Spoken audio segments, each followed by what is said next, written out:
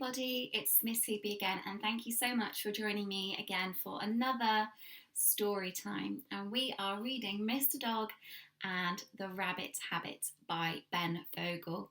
This video is for chapter 7, and chapter 7 is called Trapped.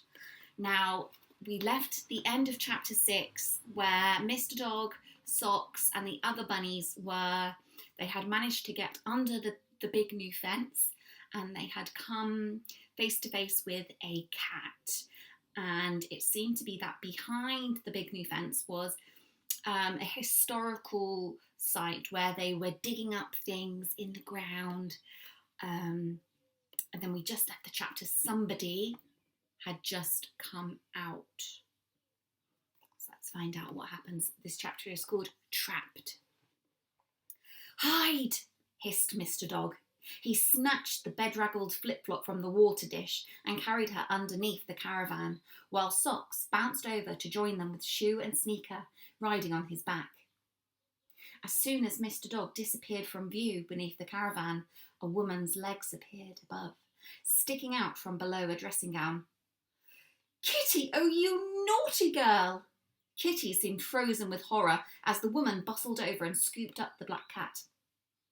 "I'm going to have to put that bowl back together. No more playing outside for you this morning. Come on." With a meow of dismay, Kitty was whisked back inside the caravan and the door slammed shut behind her. Mr. Dog breathed a sigh of relief. "It's meant to be good luck when a black cat crosses your path, but I think her owner was much luckier for us." "She was too busy looking at the broken bowl to notice the tunnel by the fence," Socks agreed. Shoe nuzzled up to Flip-Flop. "You were awesome, sis." "You really were." Sneaker kissed her nose. "You showed that mean cat who was boss." "I'm sorry I had to drop you like that, Flip-Flop, and give you your first bath." Mr. Dog bowed his head to her. "Will you ever forgive me?" "Yes." Flip-Flop dried herself against Mr. Dog's furry legs. "But I don't think I like baths very much." "Mr. Dog," Shoe looked up at him wide-eyed. "Where's our mum?" "Please, can we find her now?" asked Sneaker, and Flip-Flop nodded. "We will start searching at once." Mr. Dog edged cautiously from underneath the caravan, sniffing the air for a trace of rabbits. But he smelled humans instead and froze as a man walked out from the porter cabin on the other side of the courtyard. It was the same man who had taken Mother Rabbit away in the trap. The caravan door creaked open overhead, and Mr. Dog retreated under cover. "What happened out here, Joe?" said the man. "I was woken up and—" He saw the broken bowl. "Oh no! Sorry, Hussan, my silly cat got carried away, probably mousing again." "It would be quite a mouse that made that." The man, Hussan, was pointing to the tunnel under the fence. "What in the world? Did Misha's lurcher do this?" "Can't have, she only took him home with her last night."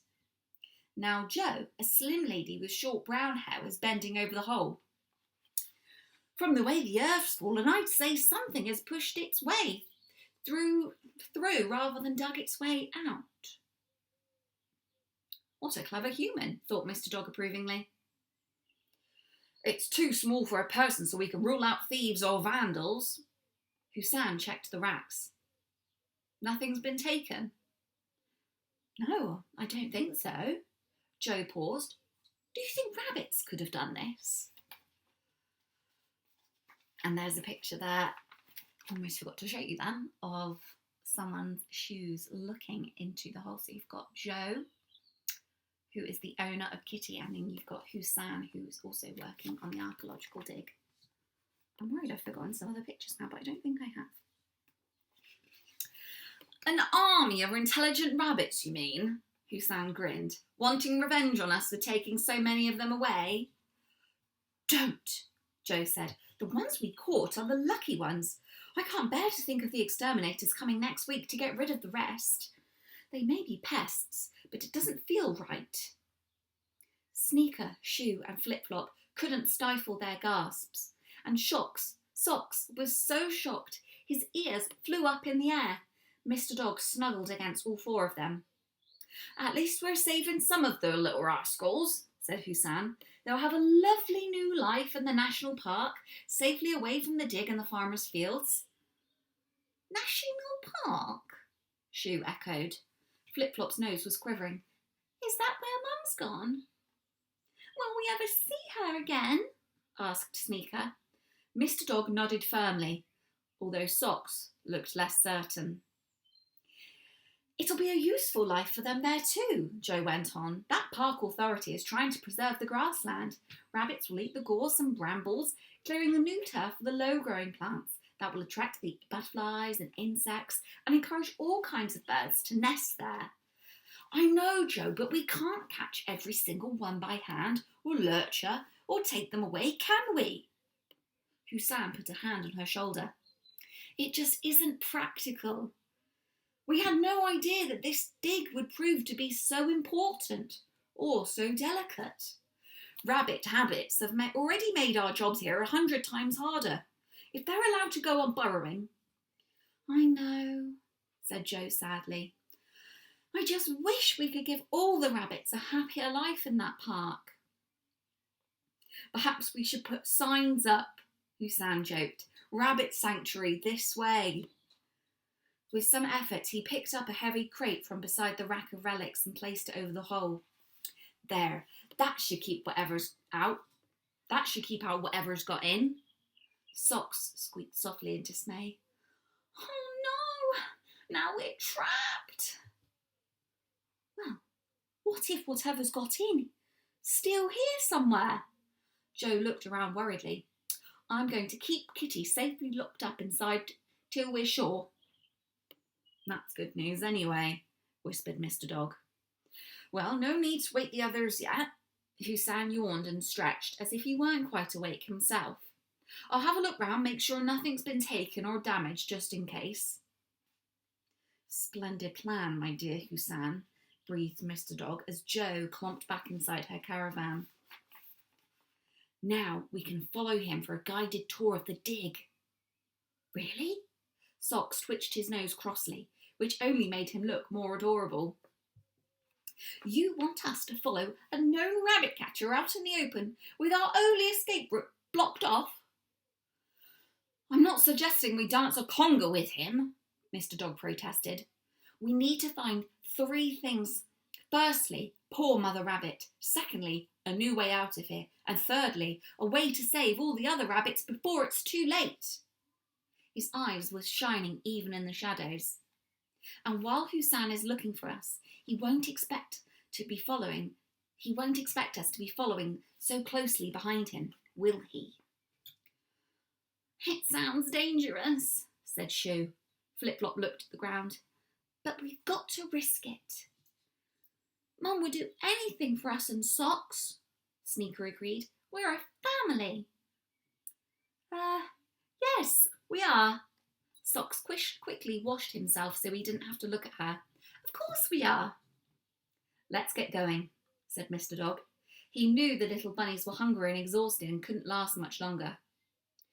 We must move as softly as dandelion clocks on a summer breeze. Come on. Still crawling, he led the way to the other side of the caravan and poked his head out to check that the coast was clear. Nothing moved except for Hussan, who was heading across the dig site, so he led Shoe, Socks, Flip-Flop and Sneaker out into the sunlight. Kitty glared at them from the grimy caravan window, her paws pressed up against the glass with longing. Mr. Dog wagged his tail and padded lightly after Hussan, though his heart was feeling heavy. He badly wanted to make everything right around here. But how?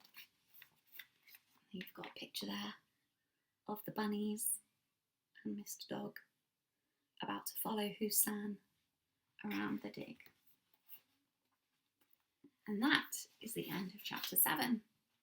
So an interesting turn in the story. So the people who were catching the rabbits weren't actually doing it in a nasty way. They were trying to get rid of the rabbits to move them to a safer place, because what it sounds like is that the dig is going to be going on in all of the farmers' fields around where the big new fence has been built. So they want to try and move the rabbits so that they're safe, but they're saying that they can't catch all of them.